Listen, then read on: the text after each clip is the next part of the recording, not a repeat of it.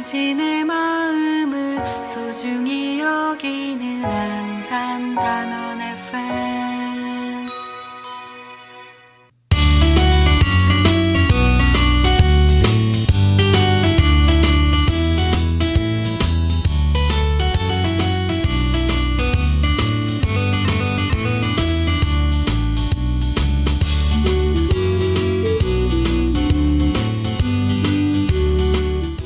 안녕하세요. 88.7MHz 단원 FM에서 보내드리는 LQ를 지향한다. 전원석의 횡설수설인문학 55번째 방송을 시작하겠습니다. 참고로 LQ는 낮은 수준을 뜻하는 로우 퀄리티의 준말입니다. 저는 진행을 맡은 천원석입니다.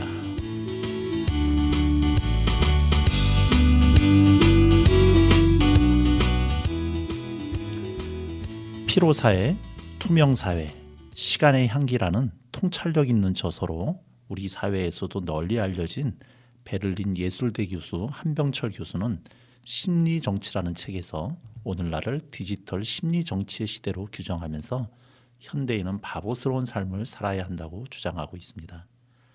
한병철 교수는 심리정치는 할 수 있다를 넘어 하고 싶다라는 욕망을 창출하여서 우리 스스로를 자발적으로 착취하게 하는 은밀하고 세련된 신자유주의의 통치술이라고 말하고 있지요.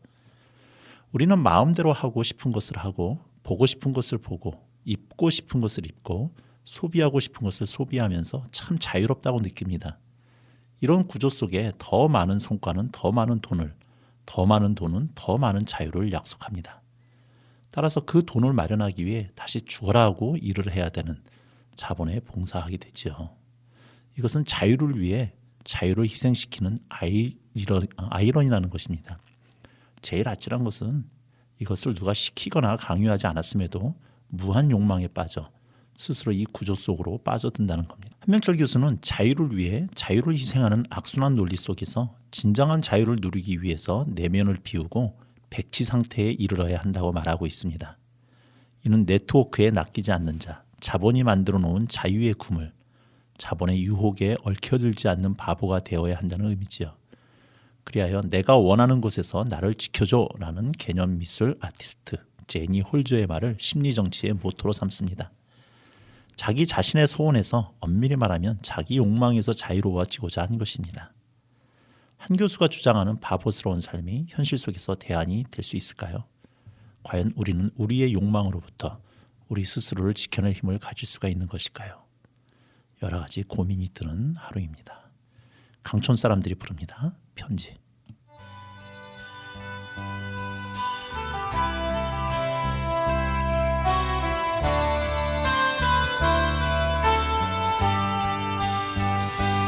말없이 끝내주고 달아나 차가운 손 가슴 속 흘려주는 눈물 젖은 편지 하얀 종이 위에 곱게 써내려가 너의 진실 알아내고 난 그만 울어버렸네. 멍 뚫린 내 가슴에 서러움이 물르며 떠나버린 너에게 사랑 노래 보낸다.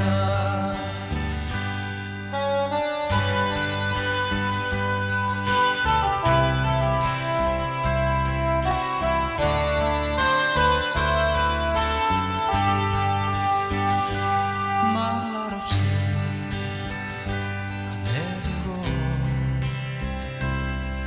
달아나 차가운 손 가슴 속 흘려주는 펴진 편지 하얀 종이 위에 곱게 써내려간 너의 진실 알아내고 난 그만 울어버렸네. 멍 뚫린 내 가슴에 서러움이 물르면 떠나버린 너에게 사랑 노래 보낸다.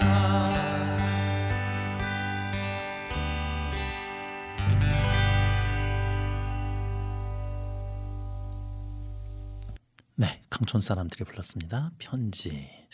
요새같이 날씨 추울 때는 따뜻한 방 안에서 그리운 사람한테 편지 한 통 써보는 것도 또 새로운 멋이 아닐까 싶은데요. 바야흐로 정치의 계절이 한창 차가운 한겨울과 함께 몰아치고 있습니다. 이제 총선이 90일 정도 남다 보니까 모든 대중매체 뉴스는 다 정치 이야기로 차지를 하고 있습니다. 근데 우리가 생각하는 정치는 주로 중앙 정치에 매몰되고 있지만 그러나 실제로 우리의 삶을 더 강력하게 규정하고 이끄는 것은 또 지방자치에 풀뿌리 든 정치인들이 아닐까 싶습니다.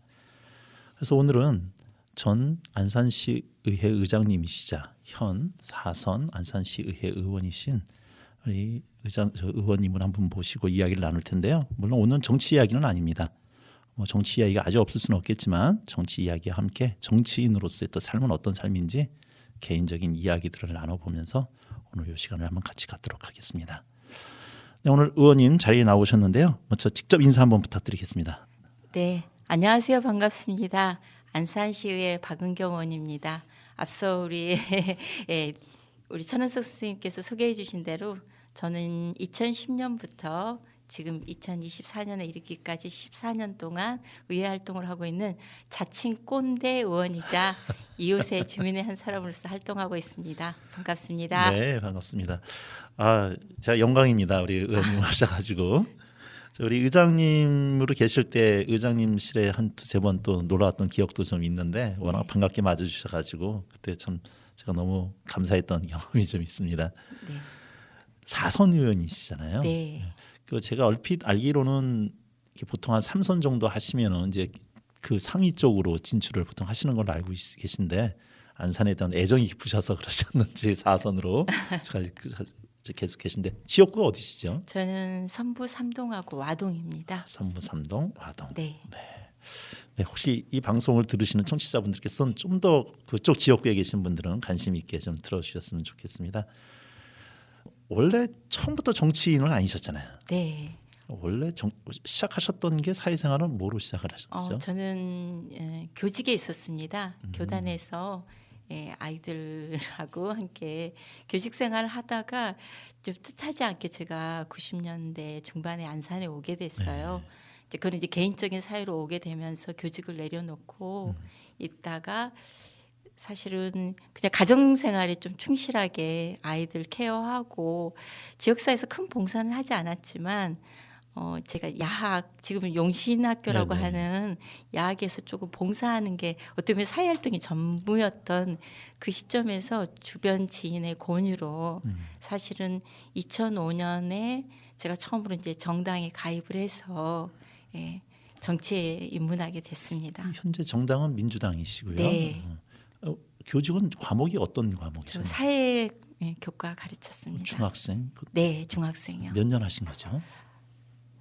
3년 한 반 정도요. 아주 오래 하신 건 아니시죠? 네네. 그러면 그 사범대학을 나오신 건가요? 네네. 제가 강주에서 전남대학교 83학번입니다. 네. 그러면 원래 그럼 교직도 강주에서 하시다가 네, 강주권에서 하다가 네. 안산에 올라오셔서 처음에는 정치학 할 생각이 없으시고 네, 그냥 전혀 정치에 어떤 지향점을 두고 생활해 왔던 건 아니죠. 아니 그런데 이게 주변 분들이 정당에 가입하라라고 하셔도 평상시에 이런 정치라든가 정당이라든가 이렇게 관심이 있으셔야 또 이렇게 가시는 거 아니에요? 평상시에 정치적인 성향은 있으셨던 건가요? 아니요, 없었어요. 근데 이제 저도 모르게 저한테 내재돼 있던 그런 정치라기보다는 사회에 대한 그 정의에 대한 그런 나름대로 싹은 있었던 것 같아요. 왜냐하면 이제 제가 목포에서 나고 자랐기 때문에 목포에서 제가 자랄 때 그냥 막연하게 김대중 선생님에 대한 그런 얘기들이 어른들 사이에서 굉장히 그때는 좀 무거운 분위기였잖아요. 그래서 그 김대중 대통령님의 그런 그 호칭을 많이 들었었고 그리고 또 제가 아까 말씀드린 대로 전남대학교 83학번이다 보니까 5.18 사태 직후에 80년대 그 이후에 제가 83 그 신군부 시절에 굉장히 전남대학교가 굉장히 그런 민주화 운동의 근거지로서 캠퍼스가 항상 봄이면은 체류탄과 함께 시작됐고 그렇죠. 종강도 체류탄 연기 속에서 종강했던 그런 학창 시절을 보냈습니다. 예. 아니 저도 의원님보다는 이제 약간 늦은 대학생을 했지만 저는 86학번인데 네. 뭐 휴학이 반복됐었고 그다음에 말씀하신 것처럼 체류탄 속에서 대학생활을 하다 보니까 공부에 집중하기보다는 시국에 더 일찍 눈을 떴던 그런데 5.18이라고 하는 현장에 그 현장의 한가운데 계셨으니까 내가 비록 정치에 특별한 의식이 없었다 할지라도 자연스럽게 물드신 거는 뭐 어쩔 수 없었다는 상황이 네, 드네요. 예, 인정합니다. 자연스럽게 그 제가 보고 듣고 느꼈던 그런 그러니까 제가 고등학교 때 이제 쉽게 말하면은 5.18 사태가 저기 발생했기 때문에 그 당시에 저희 주변에 오빠 언니들의 그런 아픈 사연들을 많이 직간접적으로 접했고 또 대학 시절 내내 학교 현장에서 캠퍼스에서 우리 학우들이 외쳤던 그런 뜨거운 외침들을 지켜봤는데 사실 제가 이제 사범대 다니다 보니까 아버지가 절대 데모하지 말라 그러셨거든요. 그러니까 이제 그런 게 나중에 어떻게 보면은 김대중 대통령님의 그 유명한 말씀 있잖아요. 행동하는 양심. 거기에 대한 그 사회적인 저 나름대로서의 미안함이 항상 있었죠. 아마 그 시대를 살았던 많은 분들의 가슴에 가지고 있는 부채감이죠. 네. 사회적인 부채감. 그래서 지금 나이가 들어서도 그 부채감을 어쩌라도 갚아보고자 하는 그런 몸짓들이 아직도 있지 않을까 그런 생각이 드는데 그런 면에서 정치 얘기는 안 하려고 그랬지만 이번에 막 탈당하신 분이 민주당의 뭐 몇 프로 40몇 프로가 범죄자다는 얘기를 들으면서 참 그런 쪽에서 분노감이 좀 느끼더라고요 개인적으로는. 네. 예. 그런데 이제 가족들이 입장에서는 특히 박가 선생님은 이렇게 정치를 하겠다라고 말씀하셨을 때 쉽게 허락하셨나요? 저한테 직접적으로 사실 아까 그 권유가 온 게 아니라 남편한테 그 권유를 하신 거예요. 네. 그 지인이. 그래서 남편이 어느 날 저보고 와서 좀 해보지 않겠냐. 그래서 남편이 더 적극적으로 저한테 굉장히 권했어요. 그래서 저는 이제 손사래를 쳤죠. 전혀 저한테는 그런 역량이 없는데 무슨 내가 정치를 하냐 시민을 대표해서 굉장히 저는 완강하게 거절을 했는데 뜻하지 않게 저희 시어머님이 오히려 그때 이제 연말에 그런 권유 받고 저희들이 이제 신년 구정을 맞이했는데 저희 어머님이 덕담을 이렇게 편지로 써서 주셨어요. 와, 예. 그러면서 좀 가정 살림 아이들 돌보는 거 내가 도와줄 테니 좀 가문의 명예를 걸고 도전해보면 어떠겠냐 네. 그런 취지. 그래서 그렇게 시작했습니다. 근데 이제 보통 시의원이든 뭐가 됐든 나름대로 정치의 끝자락을 또 차지하고 있으면서 지역에 어느 정도 이름이 알려서 당선 가능성을 보고 이 정당에서도 이렇게 좀 뭔가 추천을 하거나 이렇게 될 텐데 전혀 관련도 없으셨는데 주변에 경쟁 그런 걸 목적에 두고 이미 정당 생활 하시는 분들 많으셨을 거 아니에요. 근데 어떤 점에서 박근경 의원님을 이렇게 컨택을 해서 이렇게 밀게 됐을까요? 그러니까 제가 이제 역으로 물어봤어요. 저한테는 방금 말씀하신 대로 여러 이력들이 전혀 전무한 상태에서 제가 이런 큰 역할을 할 수 있을까 그랬는데 그분이 그렇게 얘기하시더라고요. 이제 그동안 저를 조금 짧은 시간을 지켜봤을 때 그 생활인으로서 또 여성 정치가 가지고 있는 미덕이 있잖아요. 그리고 또 그때 여성 정치의 그런 확장성들이 굉장히 사회적인 그런 필요성들이 대두되던 그런 시점이었기 때문에 지금 생활하고 있는 그 생활인으로서 자세를 가지고 정치를 하면 분명히 잘할 수 있을 거다. 그런 약간의 격려, 응원의 말씀을 해주셔서 제가 좀 무모하지만 가족 회의 끝에 나섰습니다. 그렇게 해서 등록을 하시고 이제 선거에 나가셨는데 네. 뭐라 그럴까 연설도 하셔야 되고 네. 그다음에 다니면서 예. 또 저 하셔야 되고 어떠셨어요? 그때 첫 번째. 그러니까 이제 처음에 이렇게 명함 한 장 내미는 것도 굉장히 쭈삣쭈삣했고 또 이제 그때는 예비 후보니까 당장 연설을 하지는 않지만 사람들에게 어떤 정치인으로서 어떤 희망, 비전을 줄 건지에 대해서 나름대로 제 준비가 돼 있어야 되잖아요. 근데 아까 말씀드린 대로 그런 사회적인 부분에 대해서는 마음이 위패했지만 제일 중요한 거는 사람에 대한 그런 관점, 자세 그런 것들로부터 제 스스로 저를 많이 이렇게 정립하면서 한 걸음 한 걸음 나가다 보니까 용기가 생겼어요. 그래서 어떻게 보면 백지 상태이지만 더 좋은 그림을 크게 그릴 수 있는 그런 백지였다고 저는 생각을 했어요. 어떻게 보면 기성 정치인들이 가지고 있는 그런 편견이라든가 제한이 아니라 백지였기 때문에 또 새롭게 그려볼 수 있는 그런 정치인으로 시작을 하실 수 있었겠다 어떤 생각도 좀 들고요. 그렇게 해서 이제 14년이 되신 거네요. 네, 그래서 그때 전 떨어졌어요. 한번 떨어지셨고. 예, 2006년도에 출마했을 때 그때 저희가 이제 지금은 민주당으로 하나가 당이 됐지만 그 당시에 열린우리당과 꼬마 민주당이라고 쉽게 얘기했던 원래는 민주당이 있었는데 저는 이제 그 민주당으로 나갔기 때문에 떨어졌어요. 그때는 열린우리당이 됐었겠네요. 네, 그렇죠? 네. 한번 떨어지시고 그 다음에 다시 도전하셔가지고. 네네. 그래서 2010년부터 네. 지금까지 사선으로 사선 하시기도 참 쉽지 않은데 그 정도만큼 또 지역 주민들한테 뭐라 그럴까 인심 잃지 않고 또 성실하게 의정 생활할 때 해오셨기 때문에 그런 결과가 있지 않았을까 싶은데요. 어떻게 보면 안산시 의회에서는 최다선이신 거죠? 네. 네. 지금 안산시 의회가 이렇게 구도가 어떻게 돼 있나요? 지금 이제 저희 안산시 의원이 20명입니다. 근데 저희가 이제 교섭단체가 있잖아요. 정당이. 그래서 지금 저희 민주당은 11명으로 구성돼 있고 국힘 의원이 9명에서 이렇게 20명입니다. 시장님은 국민의힘이신데 네. 의회는 이제 여기도 역시 여소야대네요. 네네. 중앙 정치하고 비교하면 시의회가 아무래도 풀뿌리에 좀 가까운데 중앙 정치하고 비교해서 시의회 의원들의 역할이랄까 뭐 이런 것들은 어떻게 좀 차이가 있을까요? 그래서 계속 기초회에는 그런 얘기들이 계속 선거 때마다 나왔던 것들이 정당 공천제에 대한 의견들이 분분했었는데 저는 일단은 뭐 정치 뿐만이 아니라 우리나라의 시스템 자체가 너무 중앙 집권화돼 있다는 그런 문제의식을 좀 가지고 있습니다.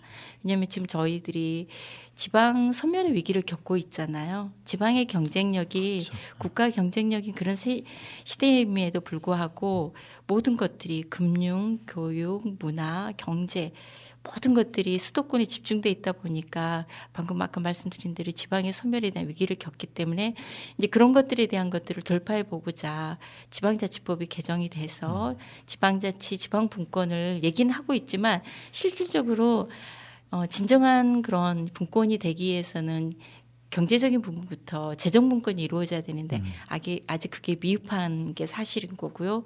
사실 그래도 그나마 32년 만에 지방자치법이 개정되면서 이제 기초의회도 인사권 독립을 갖고 이제 역할 기능을 하기 시작했는데 그럼으로써 전문성이라든가 그런 역량들을 다지고 있는데 실질적으로 중앙 정치에 예속돼 있는 게 사실인 거고 근데 저희들이 이제 어떻게 보면은 기초의원들이 그런 얘기들을 많이 해요.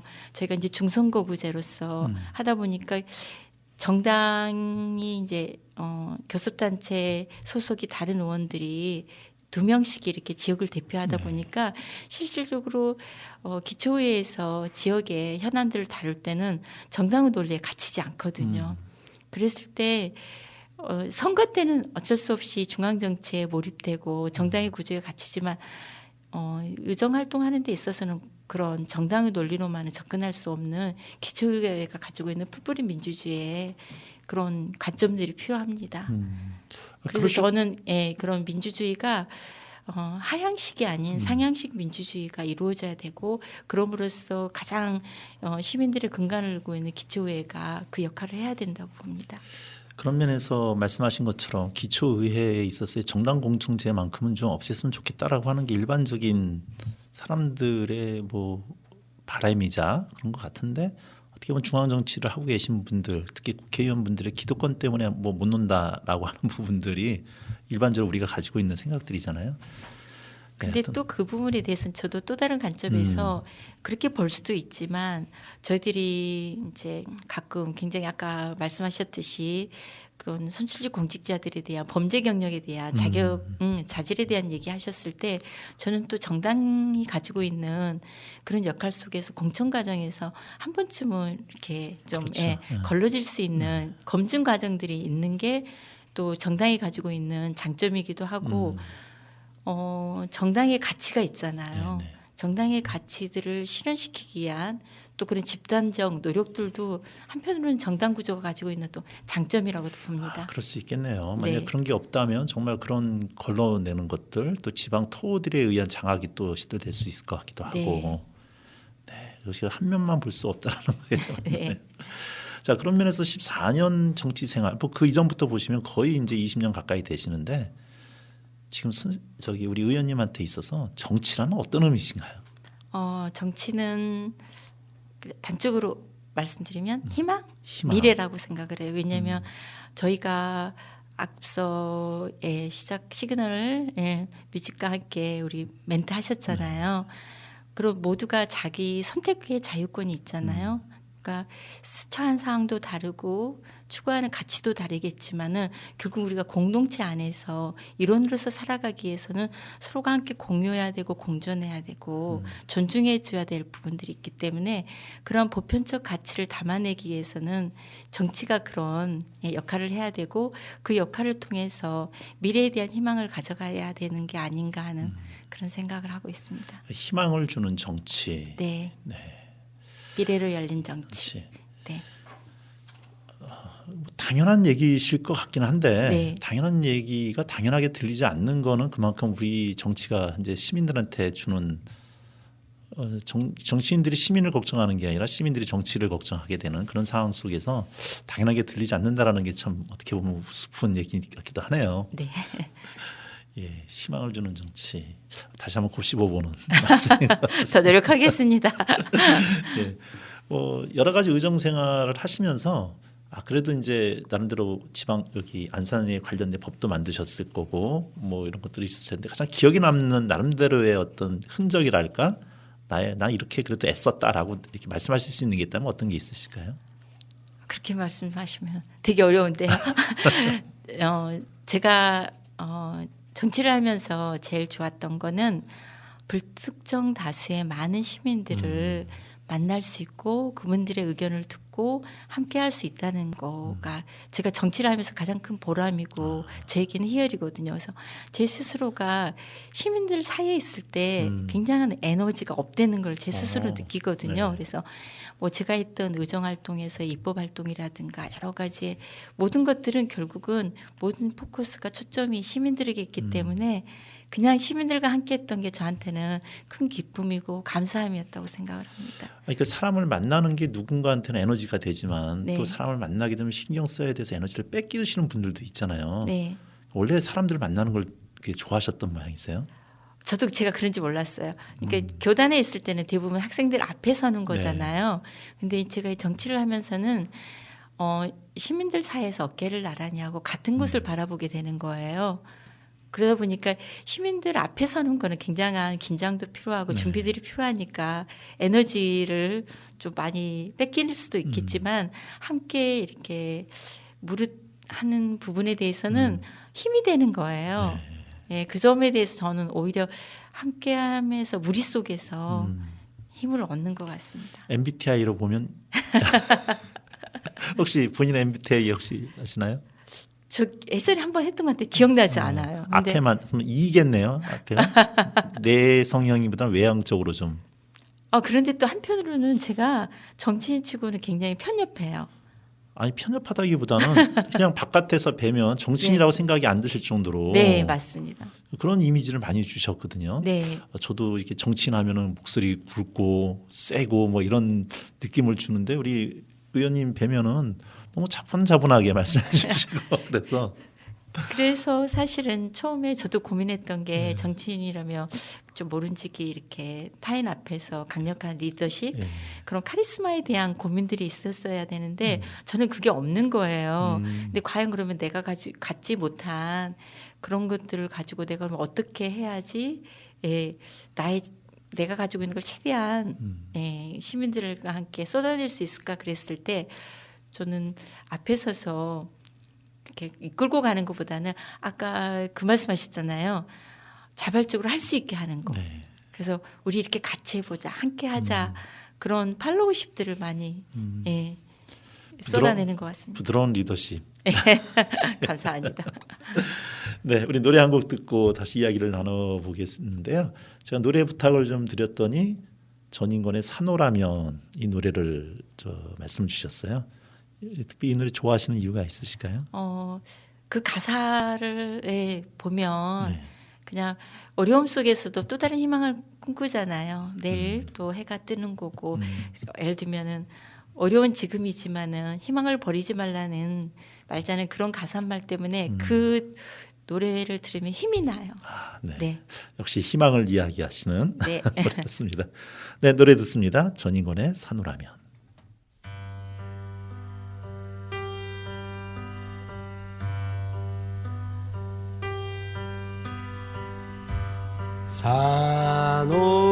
산호라면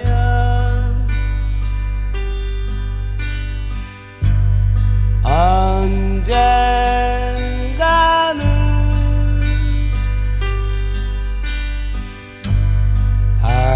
밝은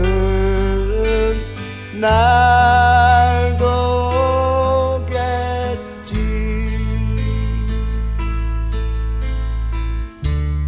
흐린 날도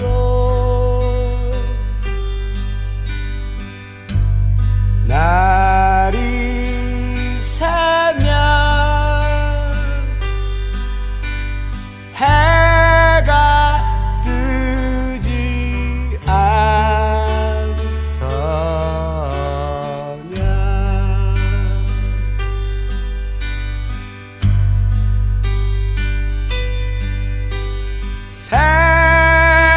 새파랗게 젊다는 게 한리천인데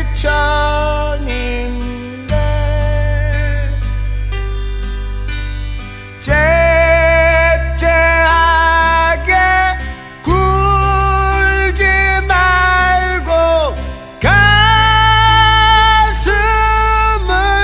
쫙 펴라. 내일은 해가 뜬다. 내일은 해가 뜬다. 비가 새는 작은 방에 새우 잠을 잔대도 고운님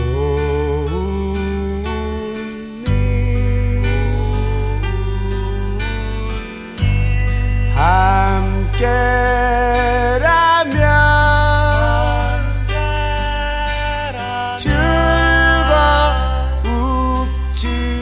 않더냐.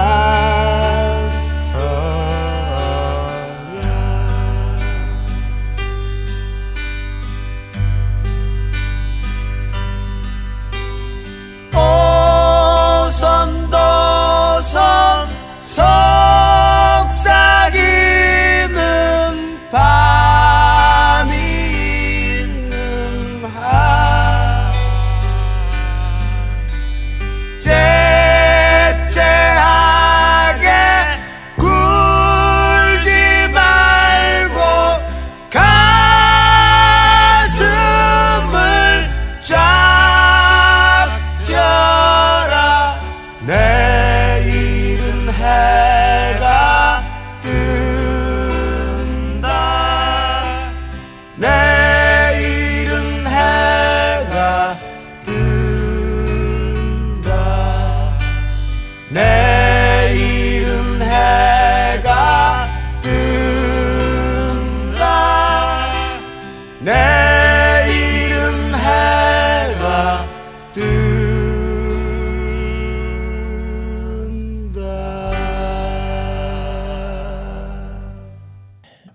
전인권이 불렀습니다. 산호라면. 네, 희망을 이야기하시는 우리 의원님이신데요. 제가 개인적으로 의원님을 알게 된 거는 뭐 이제 제가 도서관 운동을 하면서 그때 같이 도서관 운동의 한 멤버로서 뵙게 되면서 알게 됐습니다. 네. 그래서 정치인인데 이런 문화 쪽에도 관심을 갖고 계시는구나라고 해서 되게 신선한 느낌으로 이제 뵀었고, 그리고 안산시의 도서관 그 조례였나요? 네, 예, 그 작은 도서관 네, 활성화 조례요. 활성화. 네, 그거 만드실 때 많이 애를 써주셨고, 그래서 이쪽에 도서관 쪽에 관련됐던 분들이 의지했었던 큰 산이셨는데 그런데 그렇게 희망을 얘기하셨지만 막상 우리 의원님의 삶은 또 희망으로 나가시면서도 한편 아픔들이 좀 많으셨어요. 네, 아시는 분은 아시겠지만 2년 전쯤에 남편분께서 작고를 하셨죠. 네. 남편분하고는 나이 차이가 얼마나 되시나요? 6살 차이 났어요. 좀 약간 네, 있으셨구나. 네, 근데 간암이셨나요? 네. 이제 남편이 20년도에 음. 간암 판정을 받고 이제 그런 그 시술을 받긴 받았어요. 근데 간암이라는 게 거의 재발률이 높다고 그래서 가장 근본적인 치료는 간 이식이다. 그래서 좀 상황이 좋을 때 이식을 하는 게 좋지 않겠냐는 그런 이제 의사의 진단이 있어서 간 이식을 했죠. 그때 다들 깜짝 놀랐죠. 네. 어느 날 갑자기 그 남편분 간 이식을 하셔서 병원에 입원하셨다는 얘기를 페북에서 딱 떠서 네. 다들 놀랬고, 참 이게 아무리 부부라지만 참 대단하시다. 그리고 아니 부부라고 하더라도 간이 안 맞을 수가 있는 거 아니에요? 네, 그러니까 제가 한마디로 간 큰 여자였어요. 그러니까 요즘 이제 의료 기술이 좋아서 혈액형이 틀려도 간의 건강에 건강 지수라든가 크기를 봐가지고 적합하면 할 수 있더라고요. 근데 제가 이제 남편이 간 이식을 받아야 된다는 얘기를 듣고 제가 이제 가족들한테는 비밀로 하고 제가 한번 이제 검진을 받았어요. 그랬더니 최종적으로 적합하다는 그런 판단, 의사의 판단이 있었기 때문에 이제 제가 그러면은 이식을 하겠다, 공여를 하겠다 해가지고서 시술을 했죠. 아니, 그 얘기를 가족들한테 하셨을 때 남편 네. 반응, 또 자녀분들 반응은 좀 어떠셨어요?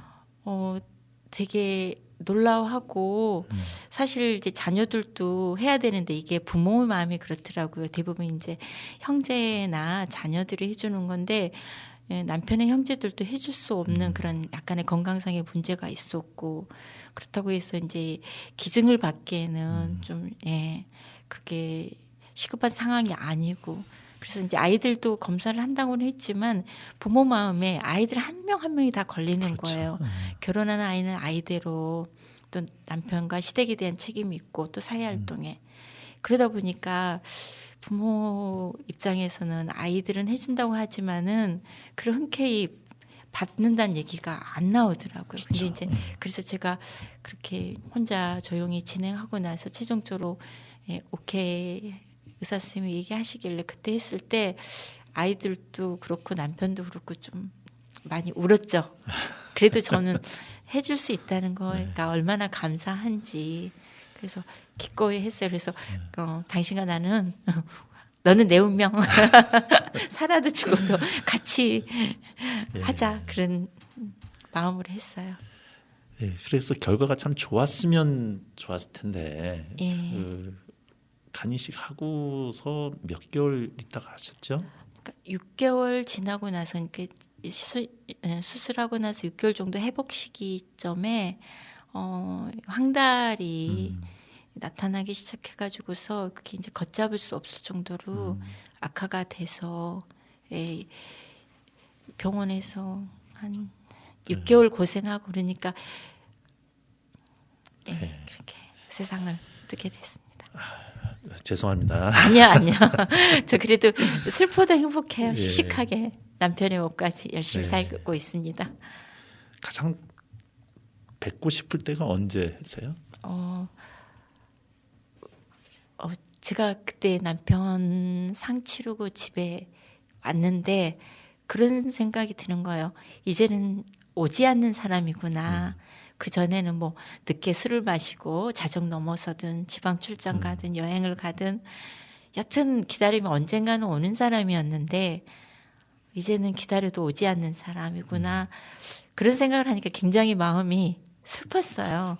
근데 제가 남편이 나한테 올 수는 없지만 제가 갈 수 있잖아요. 근데 그 가는 날까지 그러면은 어떤 모습으로 어떻게 살아야 될지 생각을 하니까 물론 아이들을 위해서도 그렇지만 남편이 나에게 바라는 나의 모습은 뭘까 생각했을 때 더 밝게 건강하게 최선을 다해서 살아야 되겠다 해서 씩씩하게 네. 마음을 먹었습니다. 힘드시고 외로우실 때라도 하늘에서 지켜보고 계실 남편 또 네. 기억하시면서 생각하시면서 사시지 않을까 싶은데요. 네.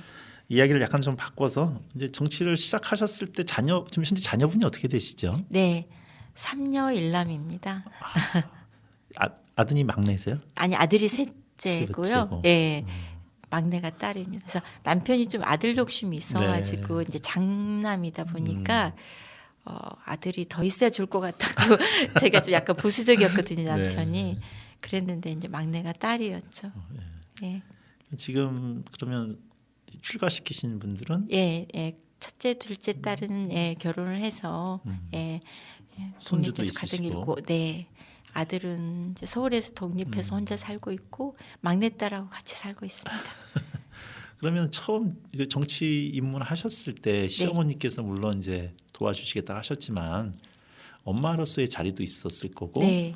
그래서 엄마로서 느끼는 부담감도 있었겠지만 또 자녀분들이 돌이켜서 그때 큰 따님이 몇 살 때 시작을 하신 거죠? 고등학생 때요.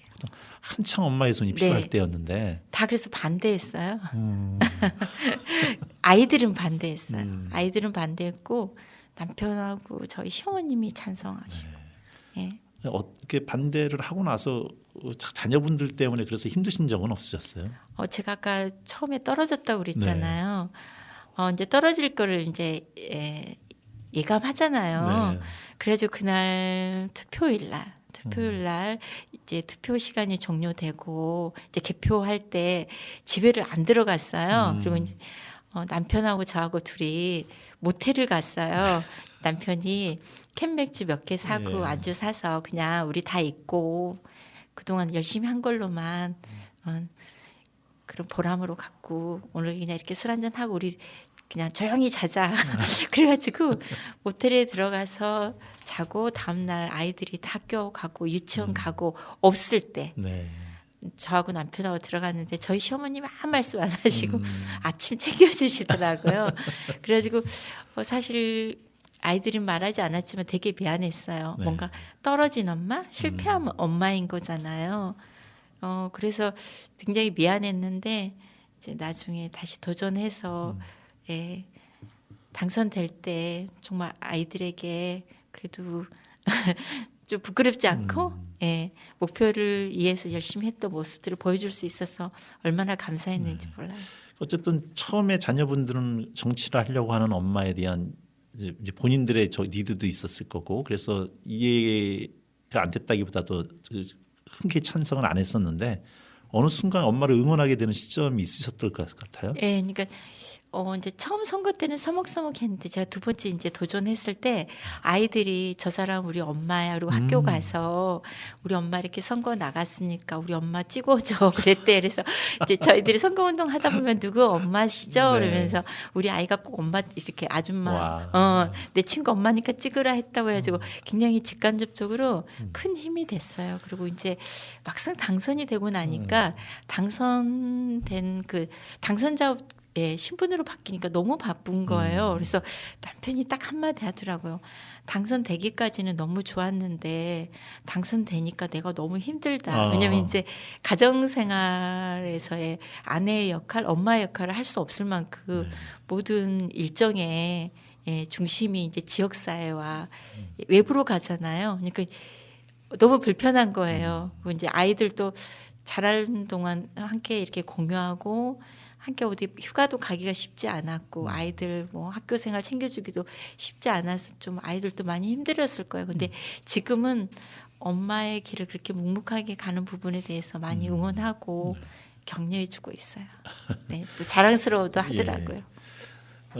아직까지 우리나라의 정치 지형이 남성 위주에서 네. 특히 남자들은 정치를 하면 정치만 하면 되는데 이제 여성 정치인이라고 하는 여성이 붙어버리면 플러스 뭐 가정 주부의 역할 또 어머니의 역할까지도 겸해서 사라지는 게 아니잖아요. 네. 그런 상태에서 이 정치를 하시면서 혹시 여성으로서 정치인을 하셨을 때 처음과 14년의 삶 속에서 14년 동안 무슨 변화 같은 게 좀 있으셨나요? 제가 처음에 그 당시 2006년도에 출마했을 때는 여성 정치인에 대해서 굉장히 사회적 분위기가 녹록치 않았어요. 아까 말씀하신 대로 더군다나 제가 이제 비례가 아닌 지역에 출마를 했기 때문에 남성 위주의 그런 정치에서 여성이 뭘 할 수 있을까? 그리고 또 제가 가지고 있는 또 이미지가 그렇게 여성이지만 또 강력함이 있지 않으니까 당신이 우리를 대변해서 지역 활동을 제대로 할 수 있을까 하는 그런 의구심도 들었고 또 여성 정치에 대한 약간의 좀 사회적인 편견도 있었고 그런 시기였었죠. 근데 이제 이게 제가 지역에서 자꾸 만나다 보니까 저 나름대로 옥이라면 옥이고 네. 그게 발동하는 거예요. 시민들이 봤던 여성 정치인에 대한 편견을 내가 뛰어넘어야 되겠다. 이제 여성이 가지고 있는 장점이 있잖아요. 남성과는 다른 남성들은 좀 약간 수직적인 그런 외향적인 부분이 있다면 여성이 가지고 있는 조화, 균형, 그걸 조율할 수 있는 수평적 구조 속에서의 유기적 연계를 갈 수 있는 섬세함이 있잖아요. 그걸 무기로 해서 시간을 이렇게 오랫동안 공을 들였죠. 그러니까 이제 시간이 쌓이면서 신뢰도 쌓이고 여성 정치에 대한 그런 편견들도 좀 사회적 분위기도 그렇게 가고 있고 그래서 굉장히 여성 정치인의 그런 영역들이 넓어졌고 특히 이런 지방자치에서 기초의회에서의 여성의 역할들이 훨씬 더 남성보다는 그런 섬세하게 기능을 역할을 할 수 있다고 저는 그렇게 자부하고 있습니다. 그래서 제가 사실 안산시의회 개원 30년 만에 너무나도 감사하고 영광스럽게 여성으로서 최초 의장이 될 수 있었던 최초장이셨군요. 네, 그런 부분에 대해서도 제게는 너무나도 큰 감사함입니다. 저기 처음 의원이 되셨을 때 여성 의원 숫자하고 네. 지금 여성 의원 숫자하고 변화가 좀 있나요? 거의 2배 정도 늘었죠. 그 당시에는 여성들이 정치에 입문하는 계기가 대부분 정당에 가입을 해서 비례로서 진출하는 경우가 많았고 지역구 선출직은 한두 명에 불과했거든요. 근데 이제 점점 지역 출마의 영역들이 넓어지고 있습니다. 지금은 몇 명이나 되신 거죠? 저희 여성 의원들이 9명입니다. 그럼 반이네요, 거의. 네네. 상당히 많네요. 네네. 중앙정치보다 훨씬 낫네요. 네. 그러면 여성 의원들이시면 당이 달라도 네. 여성 의원들끼리는 또 뭔가 뭉치는 또 그런 게 있으시겠? 네, 그래서 저희 지역사회 여성 활동가들과 함께 여성 그런 포럼을 구성을 해서 정책 개발이라든지 그런 입안들을 하고 있는 그런 활동들을 합니다. 네.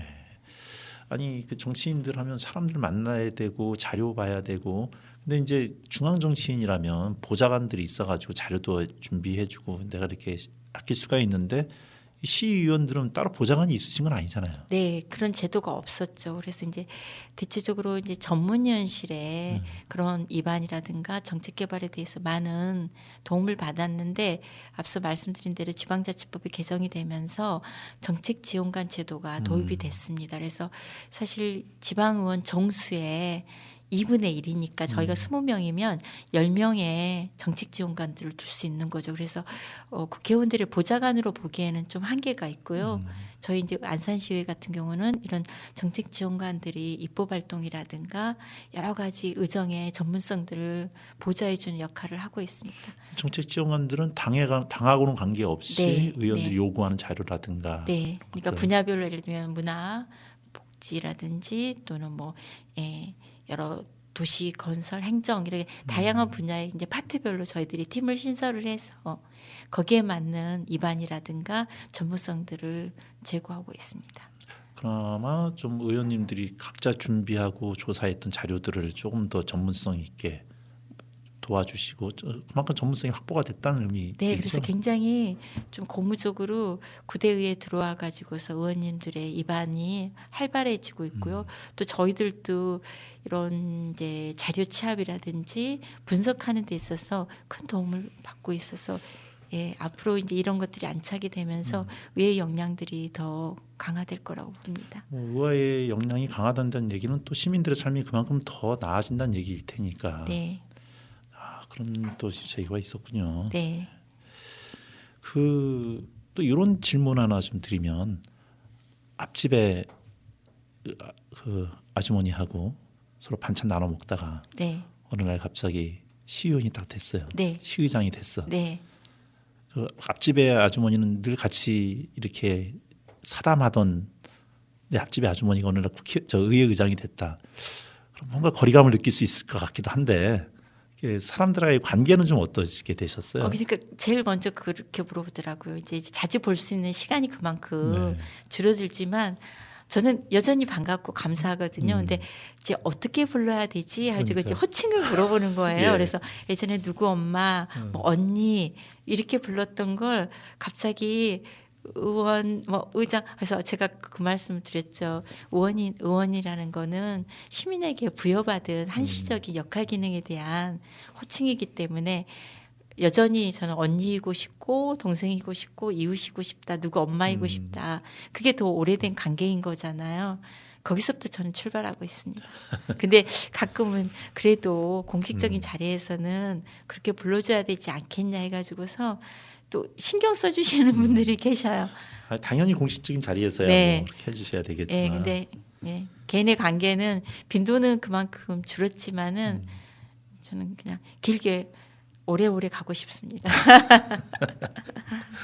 아니 이제 다음에는 더 큰데 또 정치인이니까 더 큰 일을 하기 위해서라도 도전을 좀 하셔야 될 텐데 뭐 그게 국회의원이 되실 수도 있고 도의원이 되실 수도 있고 아직 뭐 계획은 정확히 뭐 말씀 나누실 수는 없는 건가요? 항상 제가 사선에 오기까지 매번 임기가 이제 마칠 때쯤이면 그런 질문들을 많이 네. 받았어요. 다음에 뭐 할 거냐, 어떻게 할 거냐. 근데 저는 저에게 주어진 임기가 4년이기 때문에 임기가 끝나는 날까지는 거기에 충실하고 그 이유는 시민에게 검증돼야 되고 선택을 받는 거기 때문에 제 몫이 아니라고 생각을 했어요. 네. 그래서 그렇게 말씀을 드리겠습니다.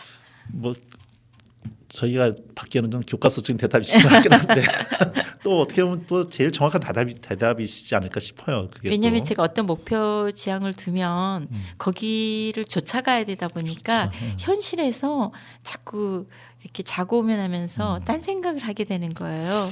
그래서 그 부분은 제가 그렇지 않아도 여쭤보려고 그랬는데 네. 노래 한 곡 듣고서 제가 그 부분은 조금 좀 신랄하게 여쭤보겠습니다. 알겠습니다. 네, 저 이승철이 부릅니다. 그런 사람 또 없습니다.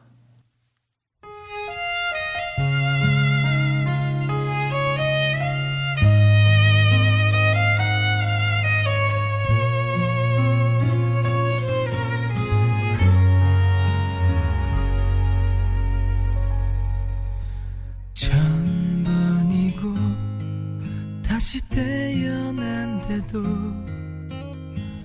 그런 사람 또 없을 테죠. 슬픈 내 삶을 따뜻하게 해준 참 고마운 사람입니다.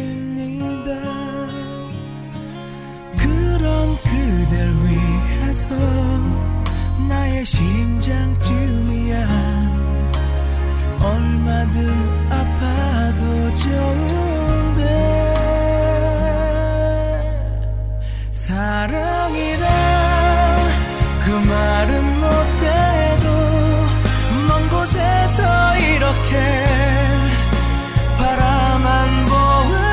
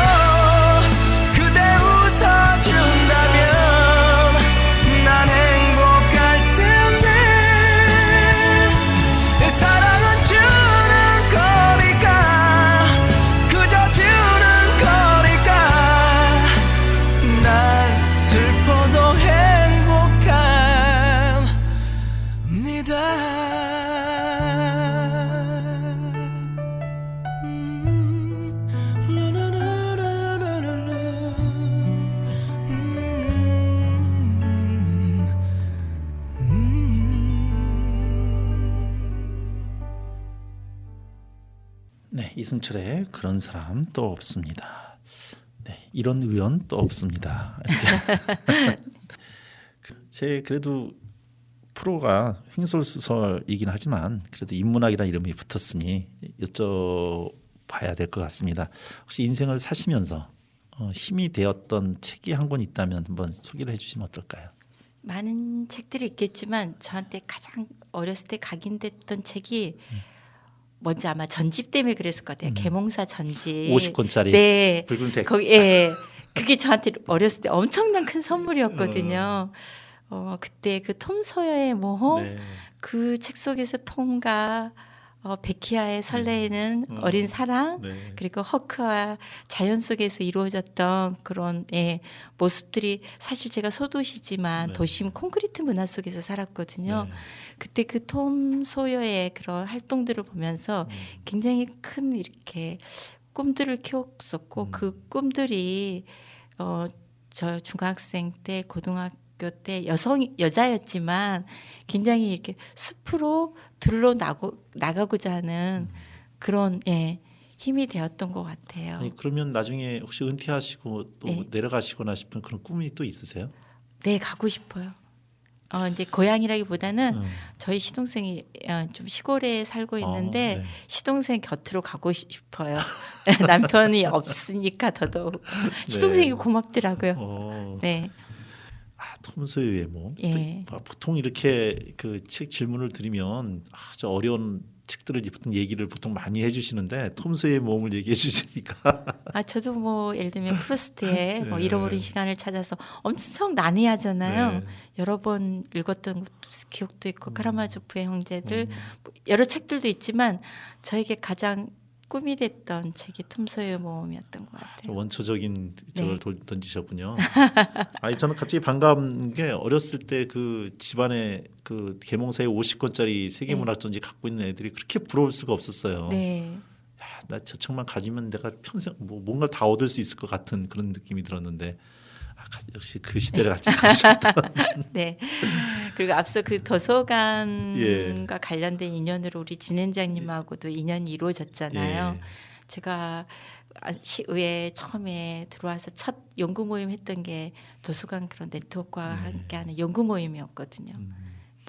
그 지금 현재 와동의 수건 사업도 그쪽이시죠? 네, 그래서 제가 의원돼서 지금 10년 넘게 지역의 수건 사업들이 이제 올해 드디어 이제 착공하게 되는데요.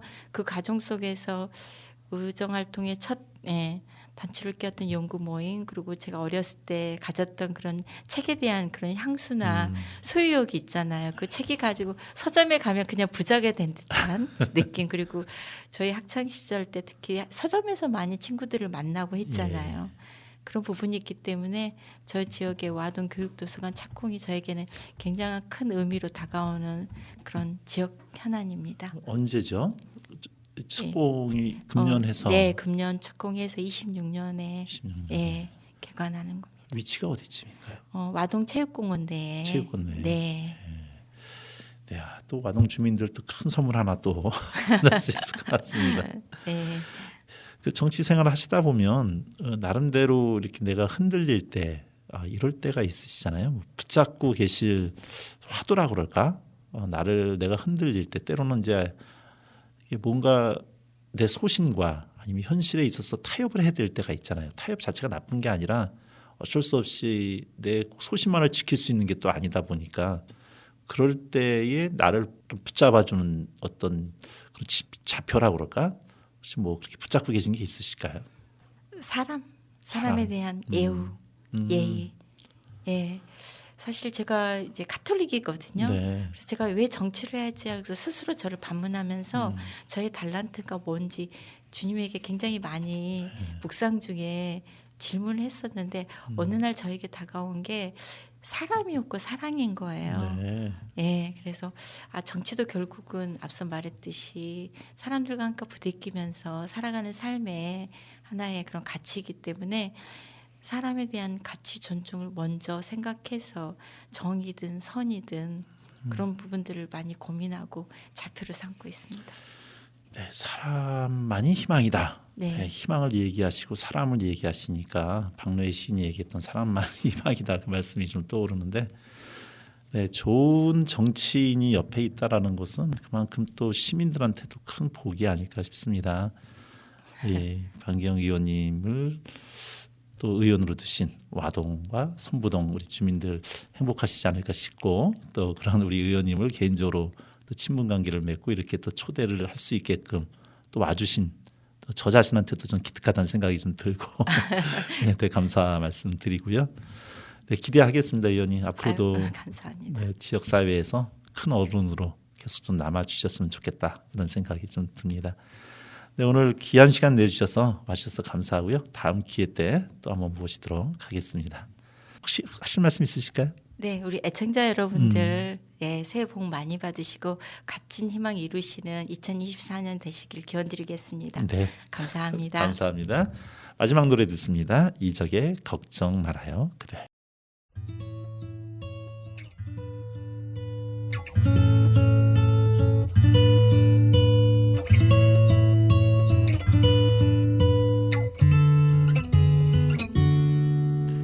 그대여 아무 걱정하지 말아요.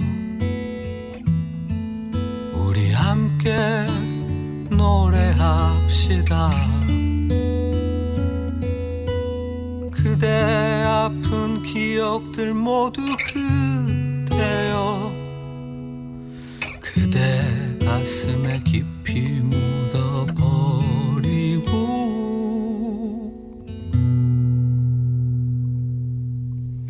지나간 것은 지나간 대로 그런 의미가 있죠. 떠난 이에게 노래하세요. 후회 없이 사랑했노란 말해요.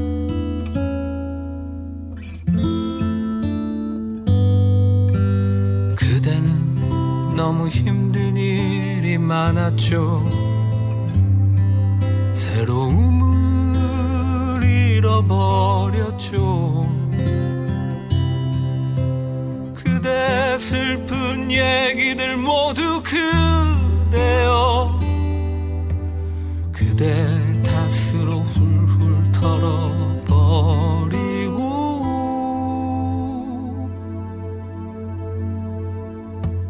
지나간 것은 지나간 대로 그런 의미가 있죠. 우리 다 함께 노래합시다. 후회 없이 꿈을 꿨단 말해요.